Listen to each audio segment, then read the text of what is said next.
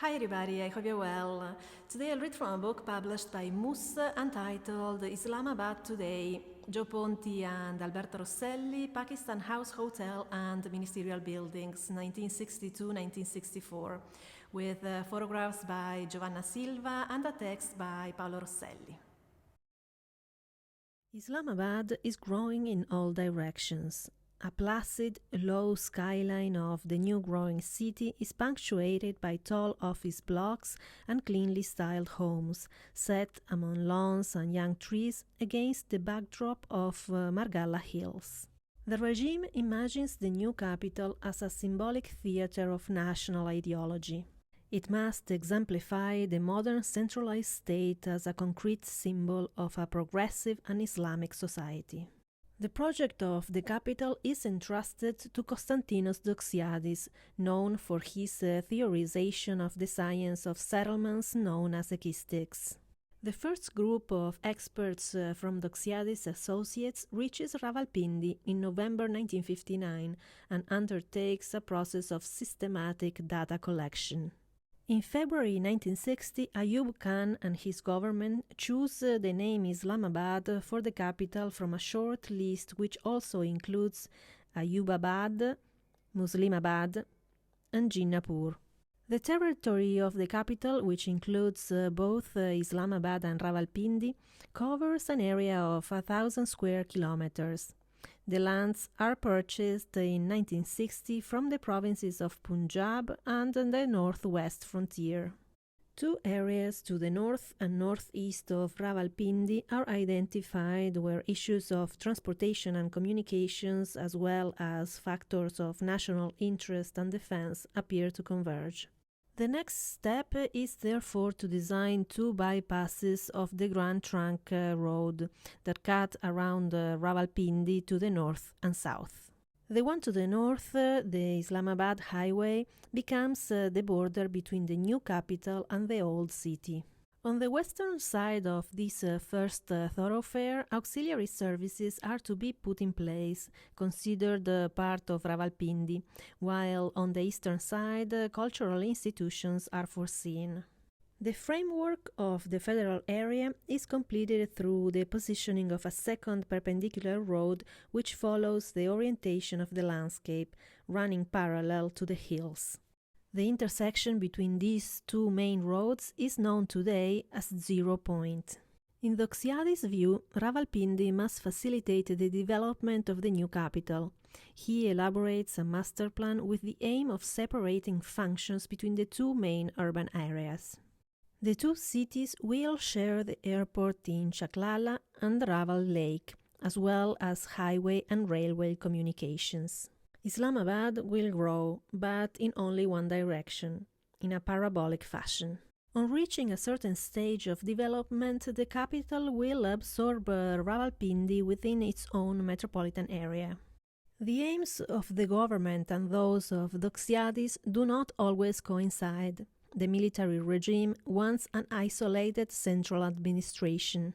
In the plan, the city appears to be separated from the administrative quarters where the government buildings and ministries are based.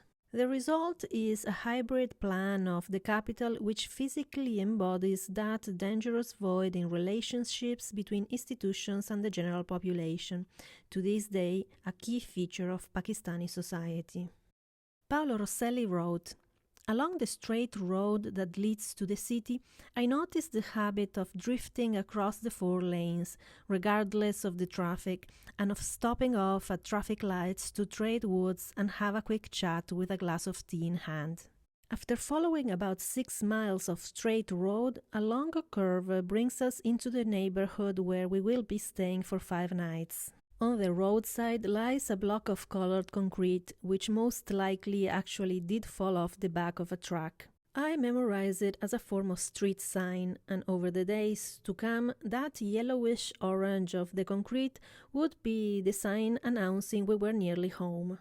But from the car window we also witness other marvels, like the sequence of residential buildings along the road which follows a curious progression. The first in any series is minimalist and serves as a model. The second maintains the structure but already shows a number of frills beyond the strictly necessary. The third building goes even farther, also featuring a number of vernacular elements. While in the fourth and fifth, an Asiatic European style explodes with fireplaces, convoluted portals, gateways, and barbed wire along the tops of the walls. Amid the eucalyptuses, we may also make out other brick buildings, which are not bad at all. Property to be bought up immediately, my traveling companion suggests. And on this topic, we two Italians would go on to entertain ourselves regularly. One thinking of a villa with a garden, a cook, and a driver, the other rambling about occupying an entire floor of the Secretariat building as an inalienable right of the designer's son. Writers, or the precious few of them who still go to see a country in person, do not shy away from the little troubles that transform even the most dramatic reality into a ridiculous puzzle. These may range from the door that won't open, to food with a dubious flavor, to the waiter whose jacket sports coffee stains. And then there are the broken lifts, the offices full of demotivated employees, typical fallout of contemporary revolutions when, flying in the face of all logic, they are actually translated into something concrete. The chapter on wrong addresses is a topic in its own right.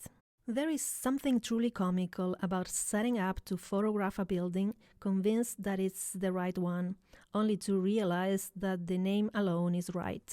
And it must have happened to others before us as well, yet ones who failed to then report the episode out of a sense of shame. Here is the tale of one such event. Scene number 1, 10:15 a.m.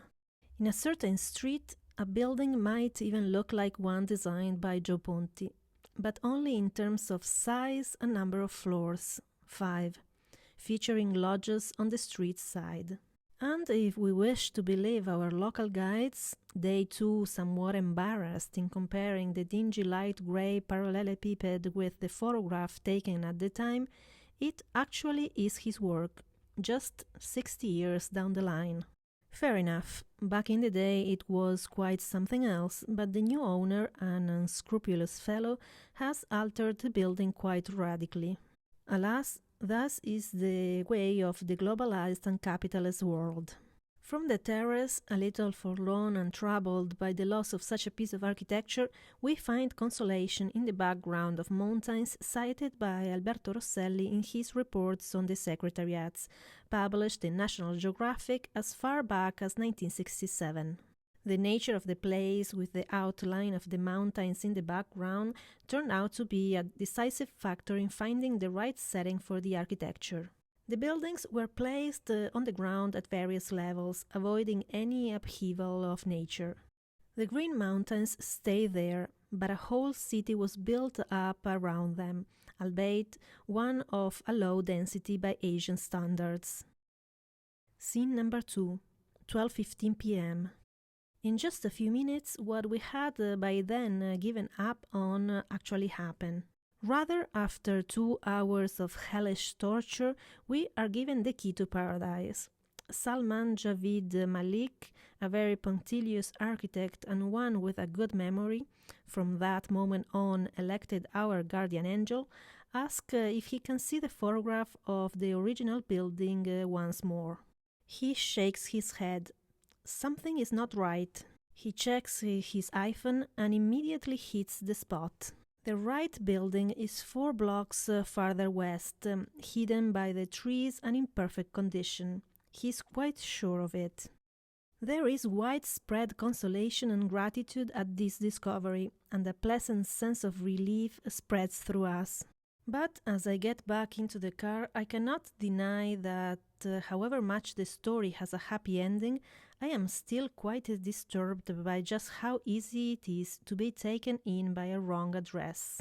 By this point, we have compiled quite a series of photos of kitsch stuccos, stairs and banisters, armchairs in fake leather. What are we going to do with them? And so we decided to make our mistake public. even at the cost of making ourselves look silly. In the area of the secretariats, a series of L-shaped buildings laid out on a hill for almost a kilometer, I rediscover a style familiar to me. Detached yet not cold, and by no means bowing out to local styles. Alberto Rosselli wrote, "In Islamabad, numerous hypotheses and many alternatives immediately arose around the ministry's program. On one hand, the European tradition provided us with examples of historical palazzos. On the other, contemporary architecture offered us examples of rationality more than anything else, of research bound by the principles of technological development. These elements aside, the local environment intervened to lead our attention towards other interests, the scale of the landscape, culture and tradition, the climate. Should the architect not be influenced? Should he not try to give an interpretation of it? This is perhaps a problem still unknown to the designer of industrial products, yet fundamental to the architect who has to operate in these countries. The architect cannot elude the more subtle issues of the relations that exist between nature and architectural works, between the landscape and the urban fabric, of architecture midway between the human environment and the climate, midway between tradition and reality." Ask for the book at your local bookstore. Thank you for joining me today and see you in the next video. Bye.